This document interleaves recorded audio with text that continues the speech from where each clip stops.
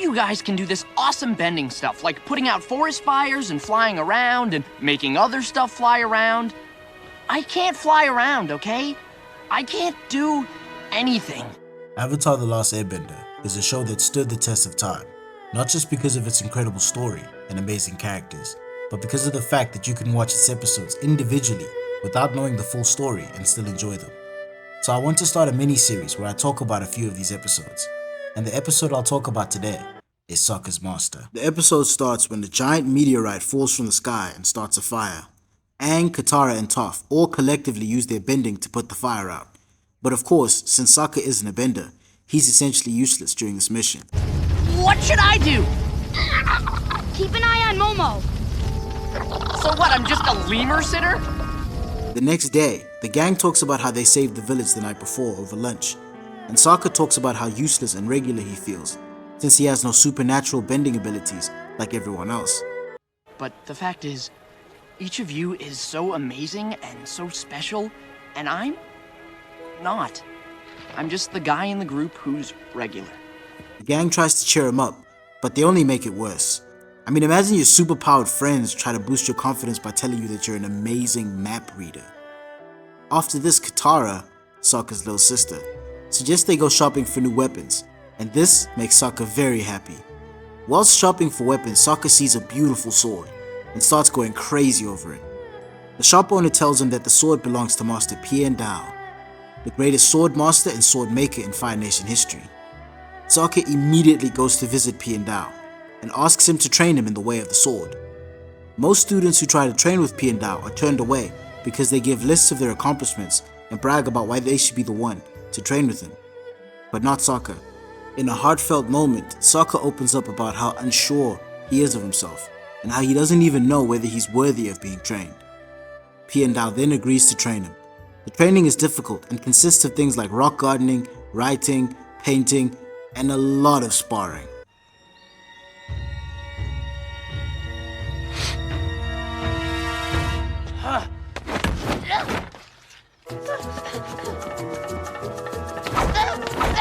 After the first day, Piandao tells Sokka he needs to create his own sword from scratch.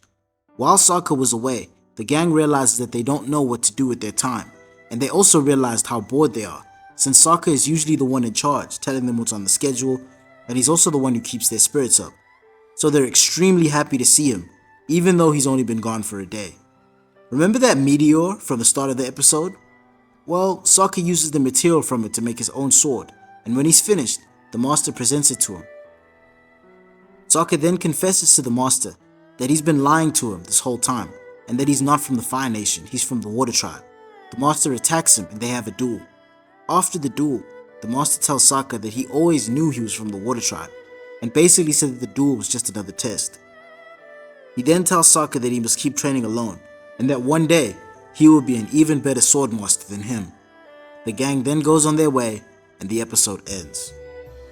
Now, what does all of this have to do with insecurity? Well, I feel like a lot of the episodes in The Last Airbender have underlying themes, and the two that were present here were insecurity and envy. Imagine you're Sokka for a minute. You're an average looking skinny kid with no bending at all. Your little sister is a world-class waterbender who can even bloodbend.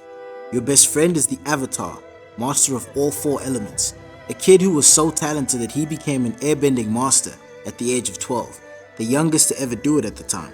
And your other best friend is an earthbending genius and the person who created the art of metal bending, something that never existed before, something that everyone thought was impossible until she did it.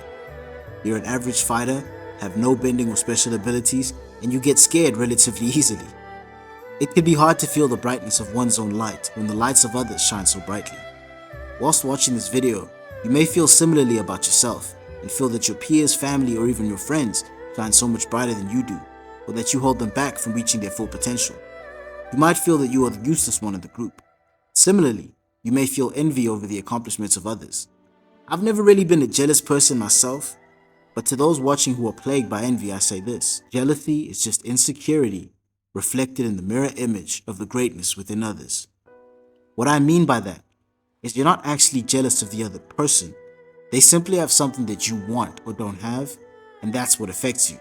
For example, Let's say you're skinny and your friends have good muscle genetics and put on muscle without training super hard, and you don't. You may think that you're jealous of their physique, but you're actually just insecure about yours, and seeing how great theirs is in comparison to yours frustrates you. But if you truly learned to love yourself and the way you looked, you wouldn't even compare your body to theirs at all.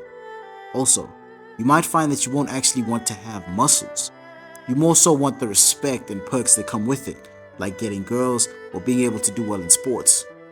Well, there are plenty skinny athletes, and most of the guys I know that get lots of girls are skinny too.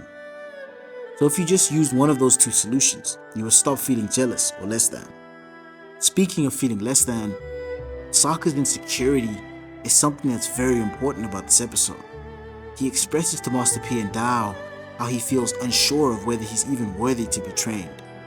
This level of imposter syndrome is crazy, since Sokka feels so insecure about who he is that he doesn't even feel worthy enough to try and improve himself. This is something I have definitely struggled with personally, being aware of how talented you are, but not feeling worthy of accomplishments or higher praise. So you find yourself self-sabotaging and not putting in 100% effort into things, because deep down, you don't feel worthy of success, so you run from it. This channel, among other things, is a prime example of that for me, one I'm working to improve. This can be fixed by realizing how great you actually are, much like Sokka, who forgot that even though he doesn't possess any bending abilities, he's the leader of Team Avatar and the heart of the team. His wit, creativity, and genius strategies have helped the gang get out of numerous situations. Sokka was the one who discovered the solar eclipse. He was also the one who destroyed the drill. And on the day of the Black Sun, he was the one who came up with the strategy and plans for defeating the Fire Nature. His friends love, trust, and respect him to the highest degree. And when they look at him, they don't see a skinny kid with no bending abilities. They see a capable leader who they would follow anywhere.